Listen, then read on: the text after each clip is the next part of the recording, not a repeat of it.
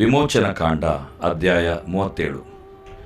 ಬೆಚಲೇಲನು ಜಾಲಿ ಮರದಿಂದ ಮಂಜೂಷವನ್ನು ಮಾಡಿದನು. ಅದು 2.5 ಮೊಳ ಉದ್ದವೂ 1.5 ಮೊಳ ಅಗಲವೂ 1.5 ಮೊಳ ಎತ್ತರವೂ ಆಗಿತ್ತು. ಚೊಕ್ಕ ಬಂಗಾರದ ತಗಡುಗಳನ್ನು ಅದರ ಹೊರಗಡೆಯೂ ಒಳಗಡೆಯೂ ಹೊದಿಸಿದನು. ಅದರ ಮೇಲೆ ಸುತ್ತಲೂ ಚಿನ್ನದ ಗೋಟು ಕಟ್ಟಿಸಿದನು. 4 ಬಂಗಾರದ ಬಳೆಗಳನ್ನು ಎರಕ ಹೊಯ್ಸಿ ಅದರ 4 ಮೂಲೆಗಳಲ್ಲಿ, ಅಂದರೆ ಒಂದೊಂದು ಕಡೆಯಲ್ಲಿ 2 ಬಳೆಗಳನ್ನು ಇರಿಸಿದನು. ಮತ್ತು ಜಾಲಿ ಮರದ ಕೋಲುಗಳನ್ನು ಮಾಡಿ ಅವುಗಳಿಗೆ ಚಿನ್ನದ ತಗಡುಗಳನ್ನು ಹೊದಿಸಿ ಮಂಜೂಷದ 2 ಕಡೆಗಳಲ್ಲಿರುವ ಬಳೆಗಳಲ್ಲಿ ಅದನ್ನು ಹೊರುವುದಕ್ಕಾಗಿ ಸೇರಿಸಿದನು. ಅದಲ್ಲದೆ ಚೊಕ್ಕ ಬಂಗಾರದ ಕೃಪಾಸನವನ್ನು ಮಾಡಿದನು. ಅದು 2.5 ಮೊಳ ಉದ್ದವೂ 1.5 ಮೊಳ ಅಗಲವೂ ಆಗಿತ್ತು. ಕೃಪಾಸನದ 2 ಕೊನೆಗಳಲ್ಲಿ ಕೆರೂಬಿಯರ 2 ಬಂಗಾರದ ಆಕಾರಗಳನ್ನು ನಕಾಸಿ ಕೆಲಸದಿಂದ ಮಾಡಿದನು. ಕೃಪಾಸನದ ಒಂದೊಂದು ಕೊನೆಯಲ್ಲಿ ಒಂದೊಂದು ಕೆರೂಬಿಯನ್ನು ಮಾಡಿ ಕೃಪಾಸನಕ್ಕೆ ಜೋಡಿಸಿದನು. ಆ ಕೆರೂಬಿಗಳು ಮೇಲಕ್ಕೆ ರೆಕ್ಕೆಗಳನ್ನು ಚಾಚಿರುವಂತೆಯೂ ಕೃಪಾಸನವನ್ನು ತಮ್ಮ ರೆಕ್ಕೆಗಳಿಂದ ಮುಚ್ಚುವಂತೆಯೂ ಇದ್ದವು. ಅವುಗಳ ಮುಖಗಳು ಎದುರು ಬದುರಾಗಿ ಕೃಪಾಸನವನ್ನು ನೋಡುತ್ತಿದ್ದವು. ಅವನು ಜಾಲಿ ಮರದಿಂದ ಮೇಜನ್ನು ಮಾಡಿದನು. ಅದು 2 ಮೊಳ ಉದ್ದವೂ 1 ಮೊಳ ಅಗಲವೂ 1.5 ಮೊಳ ಎತ್ತರವೂ ಆಗಿತ್ತು. ಅದಕ್ಕೆ ಚೊಕ್ಕ ಬಂಗಾರದ ತಗಡುಗಳನ್ನು ಹೊದಿಸಿ ಸುತ್ತಲೂ ಚಿನ್ನದ ಗೋಟು ಕಟ್ಟಿದನು. ಮೇಜಿನ ಸುತ್ತಲೂ ಅಂಗೈ ಅಗಲದ ಅಡ್ಡಪಟ್ಟಿಯನ್ನು ಮಾಡಿ ಅದಕ್ಕೂ ಚಿನ್ನದ ಗೋಟು ಕಟ್ಟಿದನು. ಮೇಜನ್ನು ಎತ್ತುವ ಕೋಲುಗಳನ್ನು ಸೇರಿಸುವುದಕ್ಕಾಗಿ ಅದಕ್ಕೆ 4 ಚಿನ್ನದ ಬಳೆಗಳನ್ನು ಎರಕ ಹೊಯ್ಸಿ ಅದರ 4 ಕಾಲುಗಳಲ್ಲಿ ಹಚ್ಚಿದನು. ಆ ಬಳೆಗಳು ಅಡ್ಡಪಟ್ಟಿಗೆ ಹತ್ತಿಕೊಂಡಿದ್ದವು. ಮೇಜನ್ನು ಹೊರುವುದಕ್ಕೆ ಕೋಲುಗಳನ್ನು ಜಾಲಿ ಮರದಿಂದ ಮಾಡಿ ಅವುಗಳಿಗೆ ಚಿನ್ನದ ತಗಡುಗಳನ್ನು ಹೊದಿಸಿದನು. ಮೇಜಿನ ಮೇಲೆ ಇಡಬೇಕಾದ ಉಪಕರಣಗಳನ್ನು, ಅಂದರೆ ಹರಿವಾಣಗಳು, ಧೂಪಾರತಿಗಳು, ಪೂಜೆಗಳು, ಪಾನದ್ರವ್ಯವನ್ನು ಅರ್ಪಿಸುವುದಕ್ಕೆ ಬೇಕಾದ ಬಟ್ಟಲುಗಳು, ಇವುಗಳನ್ನು ಚೊಕ್ಕ ಬಂಗಾರದಿಂದ ಮಾಡಿದನು. ಮತ್ತು ಚೊಕ್ಕ ಬಂಗಾರದ ದೀಪಸ್ತಂಭವನ್ನು ಮಾಡಿದನು. ಅದರ ಬುಡವನ್ನೂ ಕಂಬವನ್ನು ನಕಾಸಿ ಕೆಲಸದಿಂದ ಮಾಡಿದನು. ಆ ದೀಪಸ್ತಂಭವೆಲ್ಲ ಅಖಂಡವಾಗಿ ಪುಷ್ಪ ಪಾತ್ರೆಗಳಂತೆಯೂ ಪುಷ್ಪಗಳಂತೆಯೂ ಅಲಂಕಾರವಾಗಿ ಕೆತ್ತಿತ್ತು. ಕಂಬದ ಒಂದೊಂದು ಪಾರ್ಶ್ವದಲ್ಲಿ 3 ಕೊಂಬೆಗಳು, ಅಂತೂ 6 ಕೊಂಬೆಗಳು ಇದ್ದವು. ಪ್ರತಿಯೊಂದು ಕೊಂಬೆಯಲ್ಲಿ ಬಾದಾಮಿ ಹೂವುಗಳಂತಿರುವ 3 ಪುಷ್ಪಾಲಂಕಾರಗಳಿದ್ದವು. ಒಂದೊಂದು ಅಲಂಕಾರಕ್ಕೆ 1 ಪುಷ್ಪ ಪಾತ್ರೆಯೂ 1 ಪುಷ್ಪವೂ ಇದ್ದವು. 6 ಕೊಂಬೆಗಳನ್ನು ಹಾಗೆಯೇ ಮಾಡಿದನು. ದೀಪಸ್ತಂಭದ ಕಡ್ಡಿಯಲ್ಲಿ ಪುಷ್ಪ ಪಾತ್ರೆಗಳೂ ಪುಷ್ಪಗಳೂ ಇರುವ ಬಾದಾಮಿ ಹೂವುಗಳಂತೆ 4 ಪುಷ್ಪಾಲಂಕಾರಗಳು ಇದ್ದವು. 2 ಕೊಂಬೆಗಳು ಕವಲು ಒಡೆದಿರುವ ಸ್ಥಳಗಳಲ್ಲೆಲ್ಲ ಒಂದೊಂದು ಪುಷ್ಪ ಪಾತ್ರೆ ಇತ್ತು. ಪುಷ್ಪ ಪಾತ್ರೆಗಳು ಕೊಂಬೆಗಳು ಸಹಿತವಾದ ದೀಪಸ್ತಂಭವನ್ನೆಲ್ಲ ಒಟ್ಟಿಗೆ ಚೊಕ್ಕ ಬಂಗಾರದಿಂದ ನಕಾಸಿ ಕೆಲಸದಿಂದ ಮಾಡಿದನು. ಅದರ 7 ಹಣತೆಗಳನ್ನು, ಅದರ ಕತ್ತರಿಗಳನ್ನು, ದೀಪದ ಕುಡಿ ತೆಗೆಯುವ ಬಟ್ಟಲುಗಳನ್ನು ಚೊಕ್ಕ ಬಂಗಾರದಿಂದ ಮಾಡಿದನು. ದೀಪಸ್ತಂಭವು ಅದರ ಎಲ್ಲ ಉಪಕರಣಗಳು 1 ತಲಾಂತು ಚೊಕ್ಕ ಬಂಗಾರದವುಗಳಾಗಿದ್ದವು. ಅವನು ಜಾಲಿ ಮರದಿಂದ ಧೂಪವೇದಿಯನ್ನು ಮಾಡಿದನು. ಅದು 1 ಮೊಳ ಉದ್ದವಾಗಿಯೂ 1 ಮೊಳ ಅಗಲವಾಗಿಯೂ ಚಚ್ಚೌಕವಾಗಿತ್ತು. ಅದರ ಎತ್ತರವು 2 ಮೊಳವಾಗಿತ್ತು. ಅದರ ಕೊಂಬುಗಳು ಅದರೊಂದಿಗೆ ಏಕವಾಗಿದ್ದವು. ಅದರ ಮೇಲ್ಭಾಗಕ್ಕೂ 4 ಪಕ್ಕಗಳಿಗೂ ಕೊಂಬುಗಳಿಗೂ ಚೊಕ್ಕ ಬಂಗಾರದ ತಗಡುಗಳನ್ನು ಹೊದಿಸಿದನು. ಸುತ್ತಲೂ ಚಿನ್ನದ ಗೋಟು ಕಟ್ಟಿದನು. ಅದನ್ನು ಎತ್ತುವ ಕೋಲುಗಳನ್ನು ಸೇರಿಸುವುದಕ್ಕಾಗಿ ಆ ಗೋಟಿನ ಕೆಳಗೆ ವೇದಿಯ 2 ಪಾರ್ಶ್ವಗಳ ಮೂಲೆಗಳಲ್ಲಿ 2 ಚಿನ್ನದ ಬಳೆಗಳನ್ನು ಬಿಗಿಸಿದನು. ವೇದಿಯನ್ನು ಹೊರುವುದಕ್ಕೆ ಕೋಲುಗಳನ್ನು ಜಾಲಿ ಮರದಿಂದ ಮಾಡಿ ಅವುಗಳಿಗೆ ಚಿನ್ನದ ತಗಡುಗಳನ್ನು ಹೊದಿಸಿದನು. ಅದಲ್ಲದೆ ಅವನು ದೇವರ ಸೇವೆಗೆ ನೇಮಕವಾದ ಪಟ್ಟಾಭಿಷೇಕ ತೈಲವನ್ನು, ಪರಿಮಳ ದ್ರವ್ಯಗಳಿಂದುಂಟಾದ ಸ್ವಚ್ಛವಾದ ಧೂಪ ದ್ರವ್ಯವನ್ನು ಸುಗಂಧ ದ್ರವ್ಯಕಾರರ ವಿದ್ಯೆಯ ಮೇರೆಗೆ ಮಾಡಿದನು. ದೇವರು ಪ್ರೀತಿಸುವ ಪ್ರಿಯ ಬಿಗ್ ಜೆ ಟಿವಿ ವೀಕ್ಷಕರಿಗೆ ಕರ್ತನಾದ ಯೇಸು ಕ್ರಿಸ್ತನ ಹೆಸರಿನಲ್ಲಿ ನಿಮಗೆ ಸ್ವಾಗತ ಬಯಸುತ್ತೇವೆ. ಬನ್ನಿರಿ, ಇಂದು ನಾವು ದೇವರ ವಾಕ್ಯವನ್ನು ಅಧ್ಯಯನ ಮಾಡಿಕೊಳ್ಳೋಣ. ದೇವರ ವಾಕ್ಯವು ಅಮೂಲ್ಯವಾದದ್ದು. ದೇವರ ವಾಕ್ಯವು ಕೀರ್ತನೆ 119:89 ನಿತ್ಯವಾದದ್ದು. ದೇವರ ವಾಕ್ಯವು ಭೂಮಿ ಆಕಾಶ ನಾಶವಾದರೂ ದೇವರ ವಾಕ್ಯ, ಯೇಸು ಕ್ರಿಸ್ತನ ವಾಕ್ಯ ಎಂದಿಗೂ ಅಳಿದು ಹೋಗೋದಿಲ್ಲ. ಮತ್ತಾಯ 24:35. ದೇವರ ವಾಕ್ಯವು ಯಾವ ದೋಷವೂ ಇಲ್ಲದ್ದು. ಕೀರ್ತನೆ 18:30. God's word is perfect. ಮತ್ತು ದೇವರ ವಾಕ್ಯವು ಸುತ್ತಿಗೆ ಅಂಥದ್ದು. It's an hammer. ಜೆರೆಮಯ 23:29. ಮತ್ತು ದೇವರ ವಾಕ್ಯ ಬೆಂಕಿಯಾಗಿದೆ. ಅದು ಇಬ್ಬಾಯಿ ಕತ್ತಿಗಿಂತಲೂ ಹದವಾದದ್ದು. ಇಬ್ರಿಯ 4:12. ದೇವರ ವಾಕ್ಯವು ನಮಗೆ ಆಹಾರವಾಗಿದೆ. ಯೆರೆಮೀಯ 15:16. ದೇವರ ವಾಕ್ಯವು ಹಾಲಾಗಿದೆ. It's a milk. ಒಂದು ಶಿಶು ಯಾವ ರೀತಿಯಾಗಿ ಬೆಳೀತದೋ ಆ ರೀತಿಯಾಗಿ ಬೆಳೆಯುವಂತೆ ಮಾಡುವಂಥದ್ದು. 1 ಪೇತ್ರ 2:1. ಆದ ಕಾರಣ ದೇವರ ವಾಕ್ಯವನ್ನು ನಾವು ಅಧ್ಯಯನ ಮಾಡಿಕೊಳ್ಳುವಾಗ, ದೇವರ ವಾಕ್ಯವನ್ನು ನಾವು ಧ್ಯಾನಿಸುವಾಗ ದೇವರ ಮನಸ್ಸೇ ನಮಗೆ ಸಿಕ್ಬಿಡ್ತದೆ. 1 ಕೊರಿಂಥ 2:16 we have the mind of Christ. 1 ಕೊರಿಂಥ 2:16. ನಮಗಾದರೂ ಕ್ರಿಸ್ತನ ಮನಸ್ಸು ದೊರಕಬಹುದಲ್ಲ, ದೊರಕಿತು.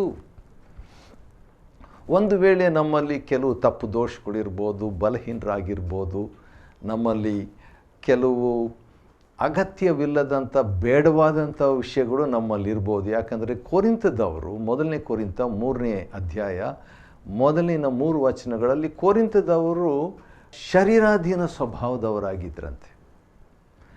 ಆದರೂ ಕೂಡ ಅಂಥವರಿಗೆ ಪೌಲನು ಹೇಳುವಂಥದ್ದು 1 ಕೊರಿಂಥ 2:16 ಕ್ರಿಸ್ತನ ಮನಸ್ಸು ನಿಮಗಿದೆ ಎಂಬುದಾಗಿ ಹೇಳ್ತಾನೆ. ಆದ ಕಾರಣ ಕ್ರಿಸ್ತನ ಮನಸ್ಸು ನಮಗಿದೆ.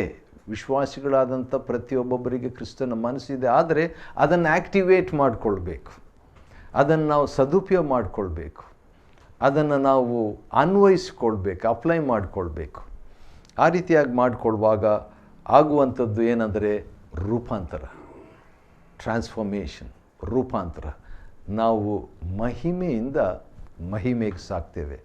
2 ಕೊರಿಂಥ 3:17-18 ಪ್ರಕಾರ ನಾವು ಇನ್ನಷ್ಟು ಹೆಚ್ಚಾಗಿ ಕ್ರಿಸ್ತನ ಹಾಗೆ ಆತನ ಸಾರೂಪ್ಯಕ್ಕೆ ಅನುರೂಪವಾಗಿಬಿಡ್ತೇವೆ. ರೋಮ 8:29.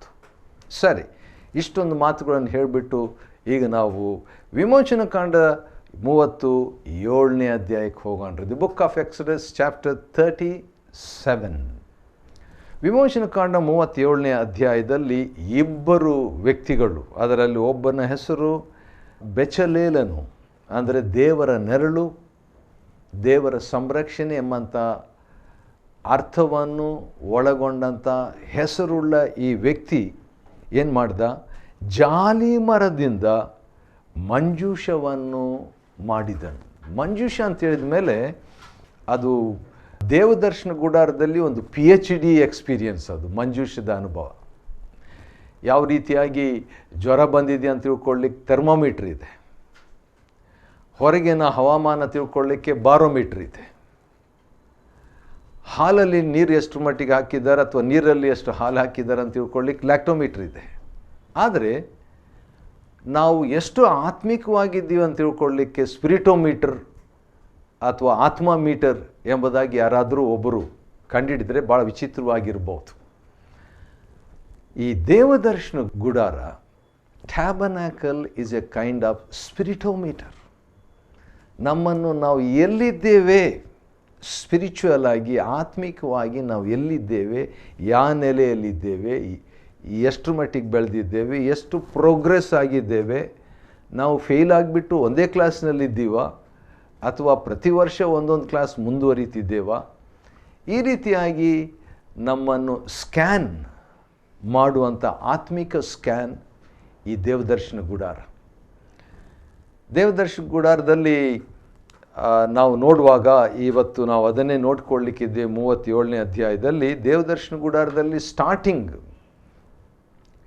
ಯಾವ ರೀತಿಯಾಗಿದೆ ಅಂತ ಹೇಳ್ಬಿಟ್ಟು ನೋಡುವಾಗ ಹೊರಗಿನ ಪ್ರಾಕಾರ ಔಟರ್ ಕೋರ್ಟ್ ಇದೆ. ಔಟರ್ ಕೋರ್ಟ್ನಲ್ಲಿ 2 ಆರ್ಟಿಕಲ್ಸ್ ಇದೆ. ಒಂದು ಯಜ್ಞವೇದಿ, ಆಲ್ಟರ್ ಆಫ್ ಸ್ಯಾಕ್ರಿಫೈಸ್, ಆಮೇಲೆ ಗಂಗಾಳ ಪಾತ್ರೆ ಯಜ್ಞವೇದಿ. ಈ 2 ಅನುಭವ ಯಾವುದಕ್ಕೆ ಸಂಕೇತ ಅಂತ ಹೇಳಿದ್ರೆ ಯೇಸು ಕ್ರಿಸ್ತನನ್ನು ಸ್ವಂತ ರಕ್ಷಕನಾಗಿ ಅಂಗೀಕಾರ ಮಾಡುವಂಥ ಯಜ್ಞವೇದಿ ಅನುಭವ, ಅಥವಾ ಯೇಸು ಕ್ರಿಸ್ತನು ನನ್ನ ಪರವಾಗಿ ನನ್ನ ಪಾಪವನ್ನು, ನನ್ನ ದೋಷವನ್ನು, ನನ್ನ ಅಪರಾಧವನ್ನು ತಾನು ಹೊತ್ತುಕೊಂಡನು, ತಾನು ಕ್ರಯ ಕೊಟ್ಟನು, ನಾನು ಬಿಡುಗಡೆ, ಐ ಆಮ್ ಫ್ರೀ, ನಾನು ಕ್ಷಮಿಸಲ್ಪಟ್ಟಿದ್ದೇನೆ, ನಾನು ಬಿಡುಗಡೆ ಆಗಿದ್ದೇನೆ ಎಂಬಂಥ ಅನುಭವ ಯಜ್ಞವೇದಿಯ ಅನುಭವ. ಅದಾದ ನಂತರ ಗಂಗಾಳದ ಅನುಭವ. ಗಂಗಾಳ ಹೇಗಿರ್ತದೆ ಅಂತ ಹೇಳಿದ್ರೆ ಹಾಗೆ ಒಬ್ಬರು ತನ್ನ ಮುಖವನ್ನು ಹಾಗೆ ನೋಡ್ಬೋದಂತೆ. ದೇವರ ವಾಕ್ಯಕ್ಕೆ ಅದು ಸಂಕೇತ. ಯೇಸು ಕ್ರಿಸ್ತನನ್ನು ಸ್ವೀಕಾರ ಮಾಡಿಕೊಂಡ ನಂತರ ಆ ಒಂದು ದೇವರ ವಾಕ್ಯದ ಅನುಭವದಲ್ಲಿ ನಾವು ಸಾಗುವಾಗ, ತೊಳೆಯಲ್ಪಡುವಾಗ, ಯೇಸು ಕರ್ತನು ತಾನೇ ಹೇಳಿದಂಥ ಒಂದು ಮಾತು ಯೋಹಾನ ಸುವಾರ್ತೆ 15ನೇ ಅಧ್ಯಾಯದ 5ನೇ ವಚನದಲ್ಲಿ, ನನ್ನ ಬಿಟ್ಟು ನೀವು ಏನು ಮಾಡಲಾರಿರಿ ಅಂತ ಹೇಳಿದಂಥ ಯೇಸು ಕ್ರಿಸ್ತನು 15:3 ಯೋಹಾನ ಸುವಾರ್ತೆಯಲ್ಲಿ ಹೇಳುವಂಥ ಮಾತು, ನಾನು ಆಡಿದ ಮಾತಿನಿಂದಲೇ ನೀವು ಶುದ್ಧರಾಗಿದ್ದೀರಿ. You have become clean, pure through the word I have spoken to you. ಮತ್ತು ವಾಕ್ಯದಿಂದ ಜಲಸ್ನಾನ ಮಾಡಿದನೆ ಅಂತ ಹೇಳ್ಬಿಟ್ಟು ಎಫೆಸ್ ಅವರಿಗೆ ಬರೆದ ಪತ್ರಿಕೆ 5ನೇ ಅಧ್ಯಾಯ 26-27ನೇ ವಚನ. ಜಲಸ್ನಾನ, ವಾಕ್ಯ ಸ್ನಾನ. ಒಂದು ಗ್ಲಾಸ್ ನೀರಿದ್ರೆ ಸ್ನಾನ ಮಾಡಲಿಕ್ಕೆ ಆಗಲ್ಲ. ಕೆಲವರಿಗೆ 1 ಬಕೆಟ್, ಅರ್ಧ ಬಕೆಟ್ ಸಾಕಾಗಲ್ಲ, 2-3 ಬಕೆಟ್ ಬೇಕು. ಹಾಗೆ ದೇವರ ವಾಕ್ಯದಿಂದ ಸಾಕಷ್ಟು ನಾವು ತೆಗೆದುಕೊಳ್ಳುವಾಗ ಅದು ಸ್ನಾನ, ಶುದ್ಧರಾಗ್ತೇವೆ, ತೊಳೆಯಲ್ಪಡ್ತೇವೆ. ಆದ ಕಾರಣ ದೇವದರ್ಶನ ಗುಡಾರದಲ್ಲಿ ಬೇರೆ ಬೇರೆ ಆರ್ಟಿಕಲ್ಸ್, ಅನುಭವಗಳು ದೇವರು ನಮಗೋಸ್ಕರವಾಗಿ. ಹಾಗಾದರೆ ಸಭೆಯಲ್ಲಿ ದೇವರು ನಮಗೆ 7 ವಿಧವಾದಂಥ ಅನುಭವಗಳನ್ನ ಇಟ್ಟಿದ್ದಾನಂತೆ ದೇವದರ್ಶನ ಗುಡಾರ ಎಂಬ ಸಭೆಯಲ್ಲಿ. ಒಂದೊಂದು ಮತ್ತೊಂದಕ್ಕಿಂತಲೂ ಪ್ರಗತಿಸುವಂಥ ಒಂದು ಅನುಭವ. It takes us to a climax. ಹೊರಗಿನ ಪ್ರಾಕಾರದಿಂದ ಸ್ಟಾರ್ಟ್ ಆಗಿ ಕಡೆಗೆ ಆಲ್ಮೋಸ್ಟ್ ದೇವರ ಹತ್ತಿರನೇ, ದೇವರೊಂದಿಗೇ, ದೇವರ ಸನ್ನಿಧಾನಕ್ಕೆ, ಅತಿ ಪವಿತ್ರ ಸ್ಥಳಕ್ಕೆ ಹೋಗುವಂಥ ಒಂದು ಅನುಭವ ದೇವರು ಜನರಿಗಾಗಿ ರಿಸರ್ವ್ ಮಾಡಿಟ್ಟಿದ್ದಾನೆ. ಆದರೆ ದೇವರು ಯಾರನ್ನು ಒತ್ತಾಯ ಮಾಡೋದಿಲ್ಲ ರೀ, ನಿಮ್ಮ ಇಷ್ಟ. ಯೇಸು ಕ್ರಿಸ್ತನು ಕೂಡ ಒಂದು ಮಾತು ಹೇಳಿದ ಮಾತನ್ನು ನೆನಪಿಗೆ ತಂದುಕೊಳ್ತಕ್ಕದ್ದು ಲೂಕನ ಬರೆದ ಸುವಾರ್ತೆ 9ನೇ ಅಧ್ಯಾಯದ 23ನೇ ವಚನದಲ್ಲಿ, ಯಾವನಿಗಾದರೂ ನನ್ನ ಹಿಂದೆ ಬರುವುದಕ್ಕೆ ಮನಸ್ಸಿದ್ದರೆ, even following Christ gives an option. ಕ್ರಿಸ್ತನನ್ನು ಅನುಭವಿಸುವಂಥದ್ದು, ಕ್ರಿಸ್ತನನ್ನು ಅನುಸರಿಸುವಂಥದ್ದು ಟಾಪ್ ಮೋಸ್ಟ್ ಎಕ್ಸ್ಪೀರಿಯನ್ಸ್, ಅತ್ಯಂತ ದೊಡ್ಡ ಅನುಭವವನ್ನೇ ಯೇಸು ಕ್ರಿಸ್ತನು ಯಾರ ಮೇಲೇನೂ ಒತ್ತಾಯ ಮಾಡದೆ ಮನಸ್ಸಿದ್ದರೆ ಎಂಬುದಾಗಿ ಒಂದು choice. If anybody is willing to follow me ಅಂತ ಹೇಳ್ಬಿಟ್ಟು. ಆದ ಕಾರಣ ದೇವರು ಯಾರನ್ನು ಒತ್ತಾಯ ಮಾಡ್ತಾ ಇಲ್ಲ ಅಂತೇಳ್ಬಿಟ್ಟು ಭಾಳ ಜನರು, ಗಾಡ್ ಡೋಂಟ್ ಡಿಸ್ಟರ್ಬ್ ಮೀ, ದೇವರೇ ನನ್ನನ್ನು ನೀನು ತೊಂದರೆ ಪಡಿಸ್ಬೇಡ, ನಾನು ನಿನ್ನನ್ನು ತೊಂದರೆ ಪಡಿಸೋದಿಲ್ಲ ಎಂಬಂಥ ರೀತಿಯನ್ನು ಕೆಲವು ಸಾರಿ ವಿಷಾದಕರವಾಗಿ ವಿಶ್ವಾಸಿಗಳು ಕೂಡ ಆ ರೀತಿಯಾಗಿ ಜೀವಿಸ್ತಿದ್ದಾರೆ. ವಿಷಾದಕರ. ಆದ ಕಾರಣ ದೇವರ ಒಂದು ಕರೆ ಇಂದು 37ನೇ ಅಧ್ಯಾಯ ವಿಮೋಚನ ಕಾಂಡದಲ್ಲಿ ಏನಂತ ಹೇಳಿದ್ರೆ, ಜಾಲಿ ಮರ, ಸಾಮಾನ್ಯವಾದಂಥ ಕಾಡಿನಲ್ಲಿ ಬೆಳೆಯುವಂಥ, ಯಾರು ನಡೆದಂಥ, ಹಾಗೆಯೇ ಸುಮ್ಮನೆ ಬೆಳೆಯುವಂಥ ಸಾಮಾನ್ಯವಾದ ಜಾಲಿ ಮರದಿಂದ ಮಂಜೂಷವನ್ನು ಮಾಡಿದನು. ಮಂಜೂಷ is a picture of God. ದೇವರ ಸನ್ನಿಧಾನಕ್ಕೆ ಸಂಕೇತ. Ark of God, the ark of God, ದೇವರ ಒಂದು ಮಂಜೂಷ ಸಾಮಾನ್ಯದಿಂದ ಬಂದಂಥ ಒಂದು ಜಾಲಿ ಮರದಲ್ಲಿ ಬೆಚಲೇಲನು ಕಟ್ತಾನೆಂಬುದಾಗಿ ನೋಡುವಾಗ ನನಗೆ ನೆನಪಿಗೆ ಬಂದಂಥ ಒಂದು ವಾಕ್ಯ ಯಾವುದಂದರೆ 2ನೇ ಕೊರಿಂಥ 4ನೇ ಅಧ್ಯಾಯ 7ನೇ ವಚನ. 2 Corinthians chapter 4 and verse 7. ಅದೇನಂತ ಹೇಳಿದ್ರೆ, god has put the treasures in this ಅರ್ಧನ್ vessel. ಈ ಒಂದು ಮಣ್ಣಿನ ಘಟಕಗಳಲ್ಲಿ ಅಥವಾ ಮಣ್ಣಿನ ಪಾತ್ರೆಯಲ್ಲಿ ದೇವರು ನಿಕ್ಷೇಪವನ್ನಿಟ್ಟಿದ್ದಾನಂತೆ. ಆ ನಿಕ್ಷೇಪ ಯಾರಂದರೆ ದೇವರೇ. ದೇವರೇ ದೇವರೇ ನನ್ನ ದೇಹದಲ್ಲಿ, ಈ ಜಾಲಿ ಮರದಲ್ಲಿ, ಮಂಜೂಷವೇ ಜಾಲಿ ಮರದಲ್ಲಿ, ದೇವರೇ ಮನುಷ್ಯನಲ್ಲಿ. ವಾವ್, ಇದು ಎಂಥ ಮರ್ಮ, ಇದು ಎಂಥ ರಹಸ್ಯ. ಇದನ್ನು ತಿಳ್ಕೊಳ್ಳಿಕ್ಕೆ ನಮಗೆ ಪ್ರಕಟಣೆ ಬೇಕು. ಅಲ್ಪ ಬುದ್ಧಿ ಸಾಲದು, ನಮ್ಮ ಸ್ಟಡೀಸ್ ಸಾಲದು. ಯಾಕಂದರೆ ಒಂದು ಸರಿ ಯೇಸು ಕರ್ತನು ಹೇಳಿದಂಥ ಮಾತು, ತಂದೆಯೇ, ಪರಲೋಕ ಭೂಲೋಕಗಳ ಒಡೆಯನೇ, ನೀನು ಈ ಮಾತುಗಳನ್ನು ಜ್ಞಾನಿಗಳಿಗೂ ಬುದ್ಧಿವಂತರಿಗೂ ಮರೆಮಾಡಿ ಬಾಲಕರಿಗೆ ಪ್ರಕಟ ಮಾಡಿದ್ದಿ ಎಂದು ನಿನ್ನನ್ನು ಕೊಂಡಾಡ್ತೇನೆ. ಮತ್ತಾಯನ ಬರೆದ ಸುವಾರ್ತೆ 11ನೇ ಅಧ್ಯಾಯ 25ನೇ ವಚನದಲ್ಲಿ ಅಂಥ ಒಂದು ಮಾತು ಯೇಸು ಕರ್ತನು ಪ್ರಾರ್ಥನೆಯಲ್ಲಿ ಹೇಳುವಂಥದ್ದನ್ನು ಗಮನಿಸ್ಬೋದು. ಸರಿ, ಬೆಚಲೇಲನ್ನು ಜಾಲಿ ಮರದಿಂದ ಮಂಜೂಷವನ್ನು ಮಾಡಿದನು. ಅದಾದ ನಂತರ ಚೊಕ್ಕ ಬಂಗಾರದ ತಗಡನ್ನು ಅದರ ಮೇಲೆ ಹೊದಿಸ್ತಾನೆ. ಚಿನ್ನದ ಗೋಟನ್ನು, ಬಂಗಾರದ ಬಳೆಗಳನ್ನು ಇವೆಲ್ಲ ಮಾಡಿ ಅಲ್ಲಿ ಕೃಪಾಸನವನ್ನು 6ನೇ ವಚನ ಅಥವಾ ಕರುಣಾಸನವನ್ನು 6ನೇ ವಚನ, 7ನೇ ವಚನದಲ್ಲಿ ಕೆರೂಬಿಯರ 2 ಬಂಗಾರದ ಆಕಾರಗಳನ್ನು ಈ ದೇವದರ್ಶನ ಗುಡಾರದ ಮಂಜೂಷದಲ್ಲಿ ಮಾಡ್ತಾನೆ ರೀ.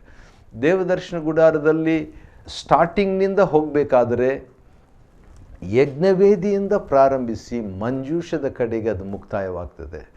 The tabernacle starts with the altar of sacrifice and ends with the ark of god.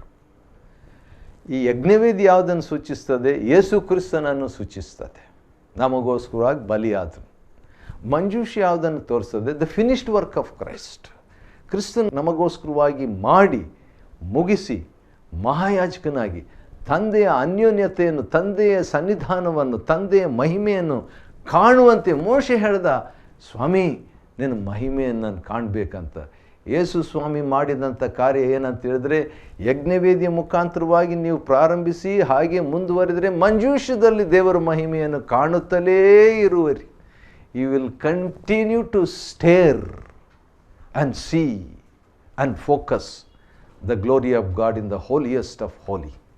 ಅತಿ ಪವಿತ್ರ ಸ್ಥಳದಲ್ಲಿ, ದೇವರ ಮಹಾ ಪವಿತ್ರ ಸ್ಥಳದಲ್ಲಿ ದೇವರ ಮಹಿಮೆಯನ್ನು ಕಾಣುತ್ತಾ ಇರುವಂಥ ಒಂದು ಕರೆ ಈ ದೇವದರ್ಶನದ ಗುಡಾರದ ಒಂದು ಕರೆಯಾಗಿರ್ತದೆ. ಸರಿ, 37ನೇ ಅಧ್ಯಾಯದಲ್ಲಿ ಮಂಜೂಷ ಪ್ರಾರಂಭವಾಗ್ತದೆ, 37:1. ಅದಾದ ನಂತರ 37:10ನೇ ವಚನದಲ್ಲಿ ಮೇಜಿನ ಅನುಭವ. ಮೇಜು ಅನ್ನುವಂಥದ್ದು ಅನ್ಯೋನ್ಯತೆಗೆ ಒಂದು ಸಂಕೇತ. It's a picture of fellowship. ಮೇಜು, ಆ ಮೇಜಿನಲ್ಲಿ ರೊಟ್ಟಿಗಳಿರ್ತಿದ್ದು. Real fellowship centres around the word of God. ಅಂದರೆ ಸ್ಟ್ರಿಕ್ಟ್ಲಿ ಸ್ಪೀಕಿಂಗ್, ಯಾಕಂತ ಹೇಳಿದ್ರೆ ದೇವರ ವಾಕ್ಯದ ಬಿಟ್ಟು ನೀವು ಏನೇ ಮಾತಾಡ್ಕೊಂಡಿದ್ರು ಜೀವಮಾನವೆಲ್ಲ ಅದು ಭಕ್ತಿ ವೃದ್ಧಿಯನ್ನು ಉಂಟು ಮಾಡೋದಿಲ್ಲ. ಒಳ್ಳೆಯದದು, ನಾವು ಮಾತಾಡಬಾರ್ದು ಅಂತ ನಾನು ಹೇಳ್ತಾ ಇಲ್ಲ. ಆದರೆ nothing like speaking about the word of God. ದೇವರ ವಾಕ್ಯವನ್ನು ಕೇಂದ್ರೀಕರಿಸಿ ಇರುವಂಥ ಅನ್ಯೋನ್ಯತೆಯೇ ಬೇರೆ. ಅದರ ಬಗ್ಗೆ ಮಲಾಕಿ 3ನೇ ಅಧ್ಯಾಯ 16ನೇ ವಚನದಲ್ಲಿ ಇರುವಂಥ ಮಾತು ನೆನಪಿಡತಕ್ಕದ್ದು. ಯೆಹೋವನು, ದೇವಜನರು ಮಾತನಾಡುವಾಗ ಯೆಹೋವನು ತಂದೆ ಕಿವಿಗೊಟ್ಟು ಕೇಳ್ತಾನಂತೆ. ಒಬ್ರಿಗೊಬ್ಬರು ಮಾತನಾಡುವುದನ್ನು ಕೇಳಿಬಿಟ್ಟು ತನ್ನ ನಾಮ ಸ್ಮರಣೆಯನ್ನು ಮಾಡುವಂಥ ಭಯಭಕ್ತಿ ಉಳ್ಳಂಥವರ ಹೆಸರುಗಳನ್ನು ತನ್ನ ಮುಂದೆ ಇರುವಂಥ ಪುಸ್ತಕದಲ್ಲಿ, ನೆನಪಿನ ಪುಸ್ತಕದಲ್ಲಿ ಬರೆದಿಡುವಂಥದ್ದು. God becomes excited when we speak about His word. ದೇವರ ವಾಕ್ಯವನ್ನು ದೇವ ಜನರು ಮಾತನಾಡುವಾಗ ಅನ್ಯೋನ್ಯತೆಯಲ್ಲಿ, ಮೇಜಿನ ಅನುಭವದಲ್ಲಿ ದೇವರು ಎಕ್ಸೈಟೆಡ್ ಆಗಿ ಅವ್ರ ಹೆಸರನ್ನು ಕೂಡ ಬರೆದು ಬಿಡ್ತಾನಂತೆ, ಡೈರಿ ಬರೆದ ಹಾಗೆ. God's diary. ದೇವರು ಅದನ್ನು ಬರೆದಿರುವಂಥದ್ದನ್ನು ನಾವು ನೋಡ್ತೇವೆ. ಸರಿ, ಮಂಜೂಷದ ಅನುಭವ ವಿಮೋಚನ ಕಾಂಡ 37:1, ಮೇಜಿನ ಅನುಭವ 37:10, ಎಕ್ಸೋಡಸ್ 37:10. ಅದಾದ ನಂತರ ದೀಪಸ್ತಂಭದ ಅನುಭವ, the experience of the lamp, ದೀಪ ಸ್ತಂಭ ಅಥವಾ ಲ್ಯಾಂಪ್ ಸ್ಟ್ಯಾಂಡ್ ಎಕ್ಸ್ಪೀರಿಯನ್ಸ್ 37ನೇ ಅಧ್ಯಾಯ 17ನೇ ವಚನ. ದೀಪಸ್ತಂಭದ ಅನುಭವ ಇದು ಪವಿತ್ರಾತ್ಮನ ಅನುಭವವಾಗಿರ್ತದೆ. ಪವಿತ್ರಾತ್ಮನ ಅಭಿಷೇಕ, ಪವಿತ್ರಾತ್ಮನ ವರಗಳು, ಪವಿತ್ರಾತ್ಮನ ಫಲಗಳು, ಇವೆಲ್ಲ ಪ್ಯಾಕೇಜು ನಮಗೆ ದೇವದರ್ಶನ ಗುಡಾರದಲ್ಲಿ ಲಭ್ಯವಿರ್ತದೆ. It's all there my brother, my sister, it's all reserved. ಅದು ಕಾದಿರಿಸಲಾಗಿದೆ ನಮಗೋಸ್ಕರ. ಆ್ಯಂಡ್ ಇಟ್ಸ್ ಫ್ರೀ, ಉಚಿತ. ಮತ್ತು ಈ ಪವಿತ್ರಾತ್ಮನ ಅನುಭವ ಅಂದರೆ ದೀಪಸ್ತಂಭದ ಅನುಭವದ ಬಗ್ಗೆ ಒಂದು ಮಾತು ಹೇಳಬೇಕು. ಭಾಳ ವಿಷಯಗಳು ಹೇಳ್ಬೋದು, ಒಂದು ಮಾತು ಹೇಳಬೇಕು. ಅದೇನಂತ ಹೇಳಿದ್ರೆ, ದೇವರು 20ನೇ ವಚನದಲ್ಲಿ ಒಂದು ಇನ್ಸ್ಟ್ರಕ್ಷನ್ ಮೋಶೆಗೆ ಕೊಡ್ತಾರೆ. ಅದೇನೆಂದರೆ, ಈ ದೀಪಸ್ತಂಭದ ಕಡ್ಡಿಯಲ್ಲಿ ಪುಷ್ಪಗಳು ಇರುವ ಬಾದಾಮಿ ಹೂಗಳಂತೆ ಇರಬೇಕು ಅಂತ. ಬಾದಾಮಿ ಹೂ ಯಾಕಂತ ಹೇಳಿದರೆ, ದೇವರ ವಾಕ್ಯದಲ್ಲಿ ನೋಡುವಾಗ ಒಂದು ಸಾರಿ ಮೋಶೆ ವಿರುದ್ಧವಾಗಿ ಜನರು ಗುಣಗುಡ್ತಿದ್ರು. ಆಗ ಮೋಶೆ ದೇವರೊಂದು ಮಾತು ಹೇಳ್ತಾರೆ, ಎಲ್ಲರೂ ಒಂದು ಕೋಲು ತಗೊಳ್ರಿ, ಬಾದಾಮಿ ಕೋಲು ಒಣಗಿದ್ದು. ಎಲ್ಲರೂ ಬಿಲಿವರ್ಸೇ, ಎಲ್ಲರೂ ಲೀಡರ್ಸೇ, ಎಲ್ಲರೂ ನಾಯಕರೇ. ಅವರವ್ರ ಹೆಸರುಗಳು, ದಾನ್ ಗೋತ್ರದವರು, ಯೂದ ಗೋತ್ರದವರು, ಒಂದೊಂದು ಗೋತ್ರದವರು ತಮ್ಮ ಹೆಸರು ಬರೆದ್ರು. ಆರೋನ್ನು ಕೂಡ ತನ್ನ ಹೆಸರು ಬರೆದುಬಿಟ್ಟು ದೇವರ ಸನ್ನಿಧಾನದಲ್ಲಿ ಇಟ್ಬಿಟ್ಟು ನೆಕ್ಸ್ಟ್ ಡೇ ಬಂದು ನೋಡಿದಾಗ ಆಶ್ಚರ್ಯ, ಉಳಿದಂಥ ಎಲ್ಲ ಕೋಲು ಹಾಗೆ ಡ್ರೈ ಆಗಿ ಬಿದ್ದಿತ್ತು. ಸತ್ತ ಕೋಲು ಸತ್ತ ಹೋಗಿತ್ತು. ಆರೋನ್ನ ಕೋಲು ಮಾತ್ರ ಚಿಗುರು ಬಿಟ್ಟು ಬಾದಾಮಿ ಹಣ್ಣು ಬಿಟ್ಟಿತ್ತು. It's a picture of God's approval. ದೇವರು ಮೆಚ್ಚುಗೆಯನ್ನು ಸ್ಪಷ್ಟಪಡಿಸುವಂಥ, ಚಿತ್ರೀಕರಿಸುವಂಥದ್ದು ಈ ಬಾದಾಮಿ ಎಂಬಂಥ ಒಂದು ಹೂವು ಎಂಬುದಾಗಿ 37ನೇ ಅಧ್ಯಾಯ ವಿಮೋಚನ ಕಾಂಡ ಮತ್ತು 20ನೇ ವಚನದಲ್ಲಿ ಅದನ್ನು ನೋಡ್ಬೋದು. ಅದಾದ ನಂತರ 37ನೇ ಅಧ್ಯಾಯದ 25ನೇ ವಚನದಲ್ಲಿ ಧೂಪವೇದಿ ಇದೆ. ಧೂಪವೇದಿ ಅಂತೇಳಿದರೆ ಪ್ರೈಸ್ ಆ್ಯಂಡ್ ವರ್ಷಿಪ್, ಸ್ತೋತ್ರ ಆರಾಧನೆಯ ಒಂದು ಅನುಭವ. ಇದು ಕೂಡ ಸಭೆಯಲ್ಲಿ ಇರಬೇಕು. ಇದನ್ನು ನಾವು ಈಗೀಗ ನಾವು ಕಂಡುಕೊಂಡಿದ್ವಿ. ಆದರೆ ಮುಂಚಿತವಾಗಿಯೇ ದೇವದರ್ಶನ ಗುಡಾರದಲ್ಲಿ ಕ್ರಿಸ್ತಪೂರ್ವಕವಾಗಿ ಭಕ್ತನಾದ ಮೋಶೆ ಮೂಲಕವಾಗಿ ಇದನ್ನು ಮಾಡಿದಂಥದ್ದನ್ನು ಕಾಣಬಹುದು. ಧೂಪವೇದಿ, ಈ ಧೂಪವೇದಿಯ ಅನುಭವಕ್ಕೂ ಮಹಾಪವಿತ್ರ ಸ್ಥಾನದ ಅನುಭವಕ್ಕೂ ನಡುವೆ ಒಂದು ತೆರೆ ಇದೆ. There is a veil, it's a very thick veil. ಮುಷ್ಟಿಯಷ್ಟು ದಪ್ಪ ಇರ್ತಿತ್ತಂತೆ. ಆ ಒಂದು ತೆರೆ, ಅದನ್ನು ಹೊತ್ಕೊಂಡು ಹೋಗೋದು ಭಾಳ ಕಷ್ಟ. ಅದನ್ನು ಸಾಕಷ್ಟು ಜನರು, ಎಷ್ಟೋ ಜನರು ಅದನ್ನು ಹೊತ್ಕೊಂಡು ಹೋಗಿ ಅದನ್ನು ನಿಲ್ಲಿಸ್ತಿದ್ರು. ಆದರೆ ಆ ಒಂದು ತೆರೆ ಒಳಗೆ ಏನಿದೆ ಅಂದರೆ ದೇವರ ಸನ್ನಿಧಾನ, ಗಾಡ್ಸ್ ಪ್ರೆಸೆನ್ಸ್. ದೇವರ ಸನ್ನಿಧಾನಕ್ಕೆ ಹೋಗಬೇಕಾದ್ರೆ ಈ ಧೂಪವೇದಿ ಅನುಭವ, ಪ್ರಾರ್ಥನೆ, ಸ್ತೋತ್ರ, ಆರಾಧನೆ ದೇವರ ಸನ್ನಿಧಾನಕ್ಕೆ ನಡೆಸುವಂಥ ಅನುಭವ ಎಂಬುದಾಗಿ ಸ್ಪಷ್ಟಪಡಿಸುವಂಥದ್ದನ್ನು ನಾವು ತಿಳ್ಕೊಳ್ಬೋದು. ಇದುವರೆಗೆ ನಾವು ವಿಮೋಚನ ಕಾಂಡ 37ನೇ ಅಧ್ಯಾಯವನ್ನು ಅಧ್ಯಯನ ಮಾಡುವಂತೆ ದೇವರು ನಮಗೆ ಕೃಪೆ ಕೊಟ್ಟಿದ್ದಕ್ಕಾಗಿ ಆತನಿಗೆ ಸ್ತೋತ್ರವಾಗಲಿ. ದೇವರು ನಿಮ್ಮನ್ನು ಆಶೀರ್ವದಿಸಲಿ.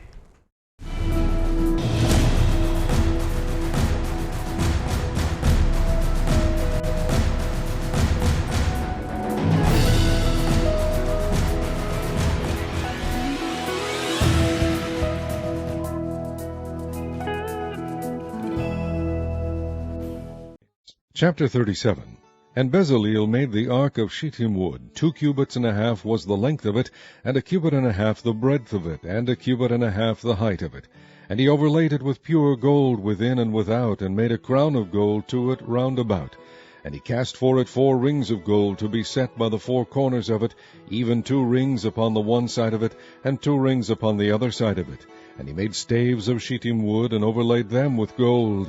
And he put the staves into the rings by the sides of the ark to bear the ark. And he made the mercy seat of pure gold. 2 cubits and a half was the length thereof, and 1 cubit and a half the breadth thereof.